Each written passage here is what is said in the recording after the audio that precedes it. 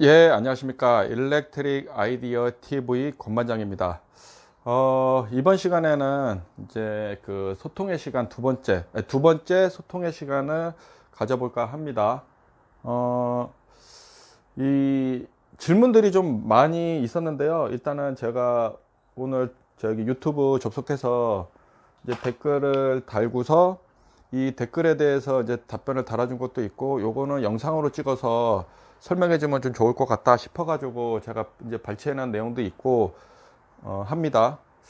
이게 사실 제가 이제 저번에도 뭐 영상을 한번 찍고 이제 제가 이제 뭐 답변을 드렸었는데, 이게 사실 이게 그 여러 가지 이제 그 내용들이 답변들이 있었는데, 이게 좀 약간 이게 조금 네가티브하게 좀 보시는 분들이 네가티브하게 보신 분들도 좀 있으셨던 것 같아요. 하지만 요거는 순수 제 주관적인 생각입니다. 그리고 이게 꼭 정답이라고 제가 말씀드리진 않습니다. 항상 제가 뭐 실무 이론을 가리킨다고 하더라도 제가 보는 방향도 틀린 건 아니지만은 더 좋은 방향으로 보시는 분들이 있다면은 그거를 또 답습하시면 이렇게 배우시면 돼요. 지금은 이제 여러분들은 이제 초보 엔지니어라고 가정을 하고 제가 이제 여러분들께 강의를 하는 거고, 이게 제가 지금 강의하는 것도 사실 레벨이 좀 높은 편이에요. 쫓아오기 쉽지 않으실 거예요.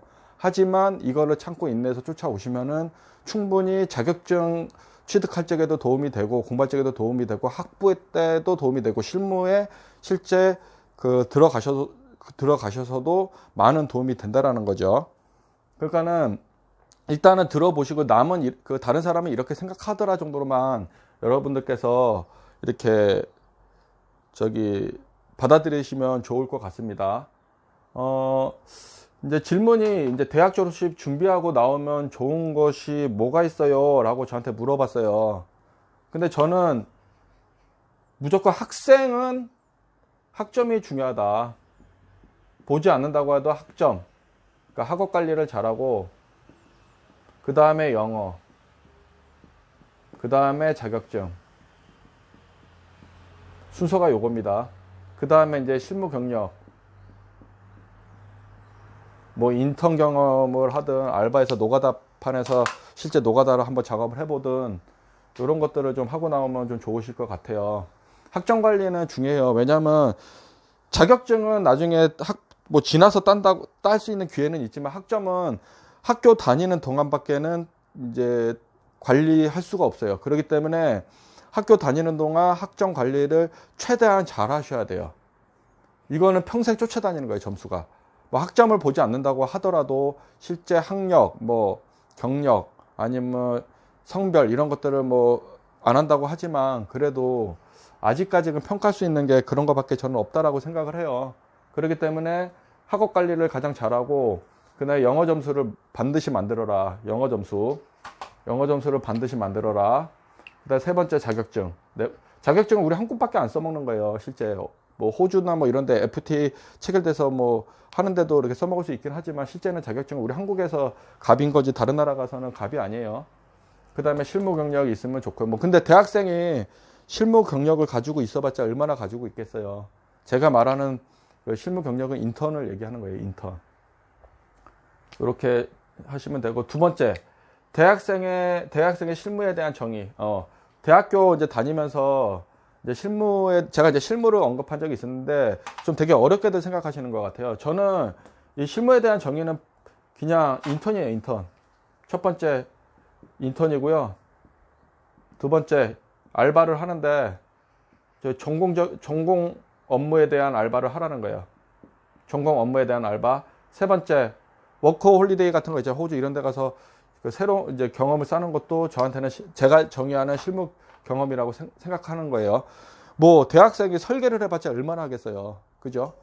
그리고 이제 제가 이렇게 영상으로 통해서 가르쳐 주는 것도 실제 실무 경험에 이제 부합되게 제가 만들어서 영상을 찍고 보여드리고 있는 것들, 그것도 여러분들께서 보시면은 실무에 능통하게 될 수도 있는 겁니다. 그러니까는 그 간접 경험을 통해서 여러분들이 익히는 거죠. 그래서 그런 것들도 이력서에 써도 저는 뭐 괜찮다고 생각을 해요.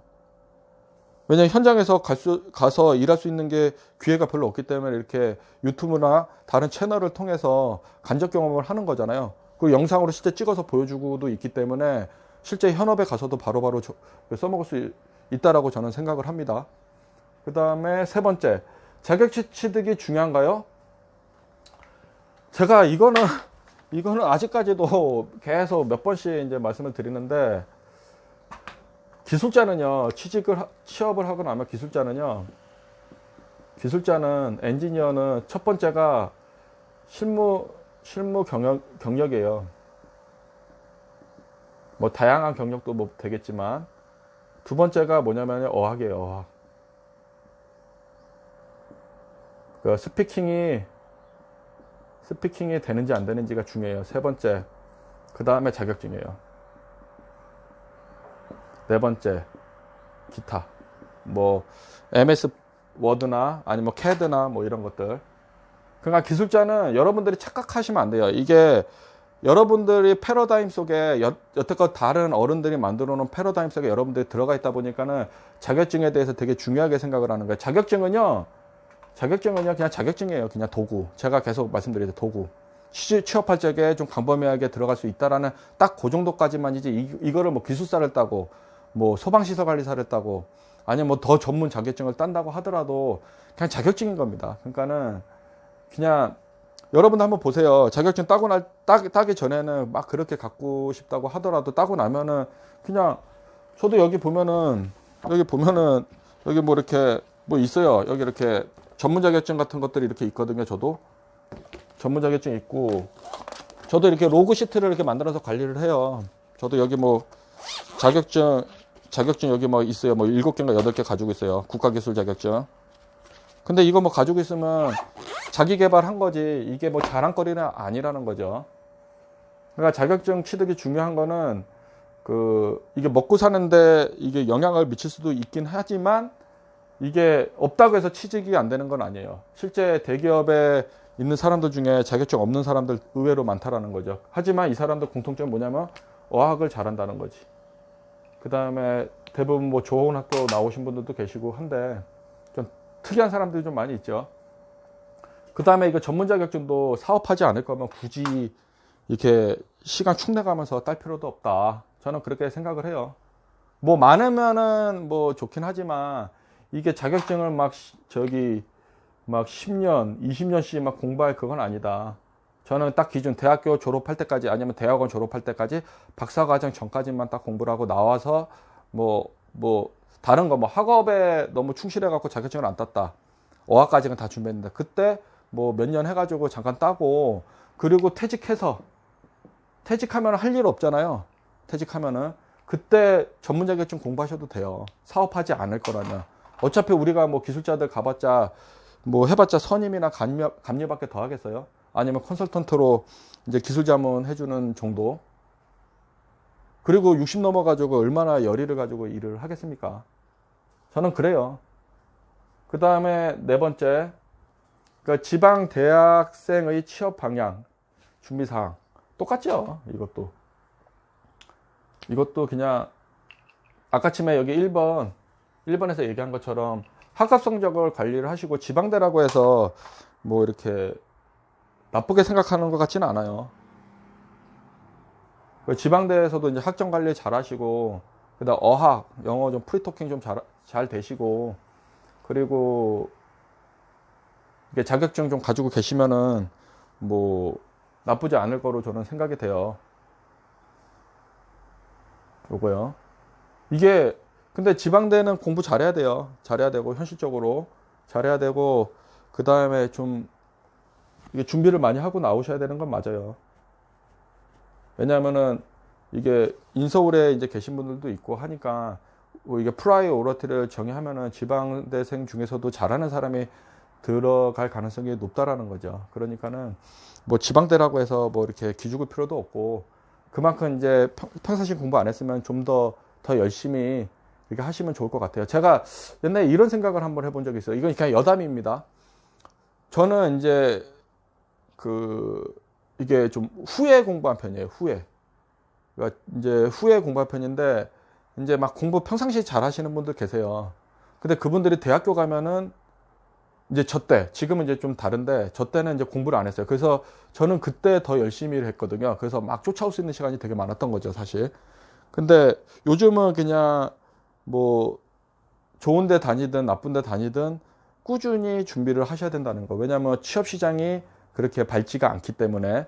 그리고 제가 요즘 이게 좀 느끼는 게 이제 예전에는 이제 중국어를 좀 배워놓으면 좋지 않냐라는 얘기가 있었는데, 이제 예전에 사드 사태 이후로 이제 중국이랑 약간 냉각기가 좀 있었고, 그래갖고 요즘은 이제 정부에서도 그렇고 제가 이렇게 언론을 이렇게 보다 보면은 이제 베트남이나 태국 이런 쪽, 동남아 쪽으로 좀 시선을 이제 돌리고 있는 것 같아요.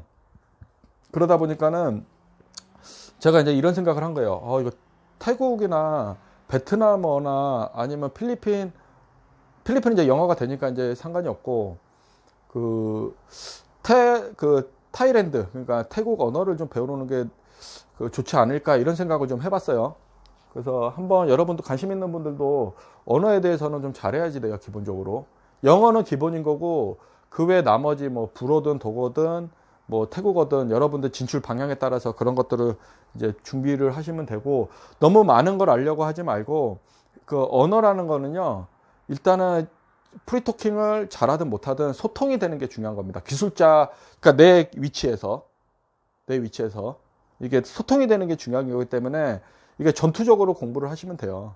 뭐 단기간에. 그리고 그거를 현장에 가서 실제 써먹으면 됩니다. 저는 그렇게 했었어요. 예.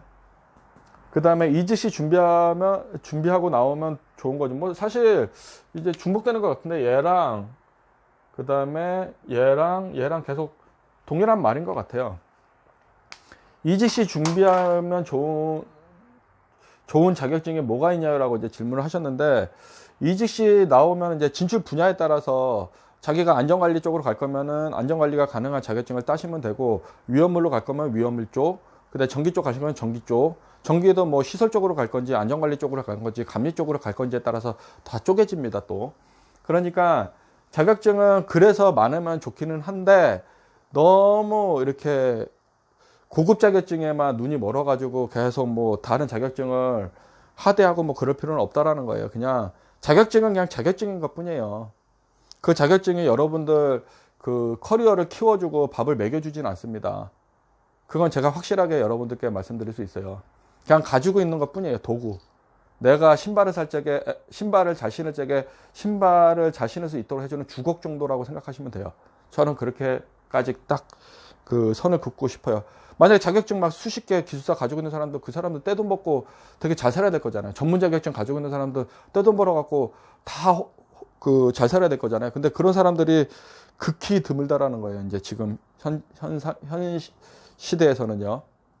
그리고 실무 경력이 없으면은 암만 좋은 고급 자격증을 가지고 있다고 하더라도 그 밥값을 못 하는 거예요. 자격증 값을 못 하는 거예요. 그러니까는 실무는 돈 주고 살 수가 없습니다. 자기가 직접 몸빵해서 몸빵을 해서 이게 얻는 거예요. 자격증은 공부해서 딸 수가 있잖아요. 뭐 어떤 자격증이다. 앉아서든 아니면 뭐 작업을 해서든 딸 수가 있지만은, 실무는 실제 그 현장 가서 일을 해보지 않으면은 얻을 수 없는 겁니다. 돈 주고도 못 사는 거예요, 이거는요.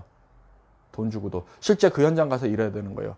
중동시장에서의 그 시공 경력이 있다.